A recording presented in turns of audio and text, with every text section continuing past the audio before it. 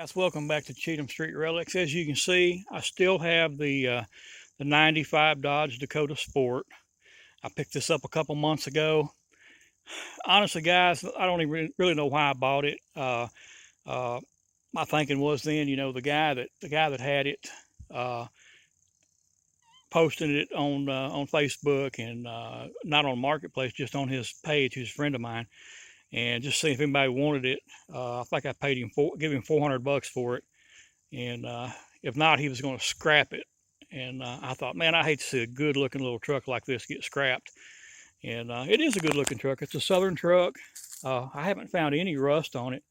Uh, Maybe some little specks down around the bottom, just little specks of surface rust, but no rust really to speak of. Got a good straight bumper on the back, tailgate. It's got a couple little minor dings here and there, but nothing just crazy. It's got those little aluminum bed rails. It's got some weeds growing back here, but it's got a slide in tough liner, bed liner with the tailgate protector as well. Like I said, guys, it's a really straight little truck. See, the front grille is intact, not busted or anything. All that's good. The lights, other than being a little dingy, they're all intact. Front bumper overall looks pretty good. That steel bumper. Hood's in good condition. The windshield does have a crack in it. You see on that little fender right there, that little ding, that's really the only spot I saw on this whole truck. It's hard to get over here on this side and see it. Of course, all the tires are about flat on it. This one here is busted, so it's not going to air up. The other three will air up and hold air for some time. This back tire here stayed up. Got the factory, looks like the factory 15-inch alloy wheels on it. They're in decent shape too. I'm sure they clean up pretty good. Honestly, the interior is not bad on this little truck. Like 28-year-old truck. The dash is in really good condition. No major flaws on the dash. The bench seat, other than needing a good cleaning, not really ripped up or anything. The headliner obviously could use a new headliner. The door cards are both in good condition. That's the passenger, and you see the driver's side over there is in good condition. Steering wheel, got the standard Dodge steering wheel. This is an automatic. It's got an aftermarket CD player in it too. Not sure it's a JVC. This is cool here. These cup holders that slide out, they still work. Not broken. So see if I can slip around to the driver's side of it real quick. These bushes here, but you can see, I mean, the body's straight on it, other than that little spot on the front fender. That's it. The top of the truck, I haven't even noticed any hail damage really. Maybe a little bitty ding right there in the center of the top above the window. All the glass is good with the exception of the windshield, guys. It is cracked. All right, let's see if we can. Here we go. And like I said, the seat is not really in bad condition. This door card's in good shape. It is missing the little trim piece around the handle there. It's showing 218,499 miles on the odometer. Let's see if the hood will release. I'll go out there and look at that real quick. I can't remember what size this motor is in this truck. Obviously it's a V6, but it's the V6 Magnum. I'm not sure exactly what size that is, to be honest, guys. Let's see if I can get this open with one hand. Oh, that arm is weak. There's the engine, guys. Here's the V6. Let me see. I don't see anything that says. Let me get you up here for a minute, guys, get my glasses on. Well, you guys probably already know. It just tells you trim code, secondary paint, primary paint, all that stuff. VIN number, model and everything. But like I said, guys, the backstory on this truck is the guy I bought it from. He bought it from a police auction.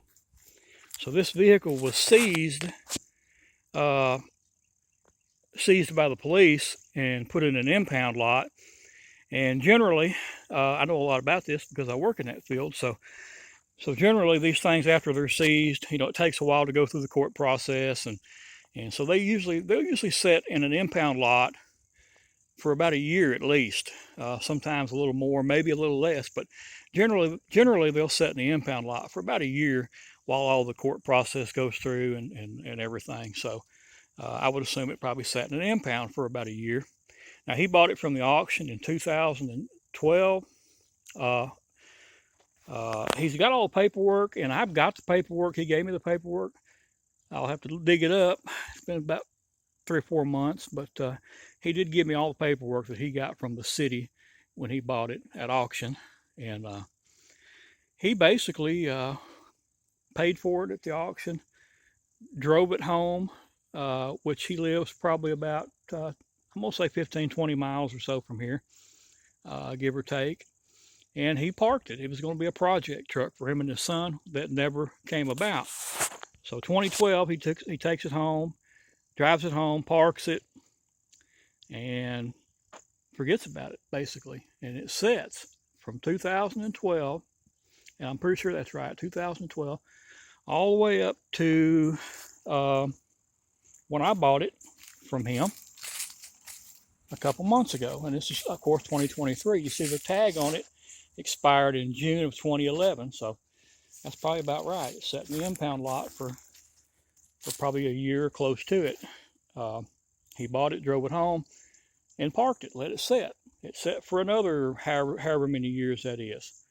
So it's been sitting, basically I'm saying it's been sitting for several years. I did throw a battery on it and put about a gallon of gas in it, and it did not crank.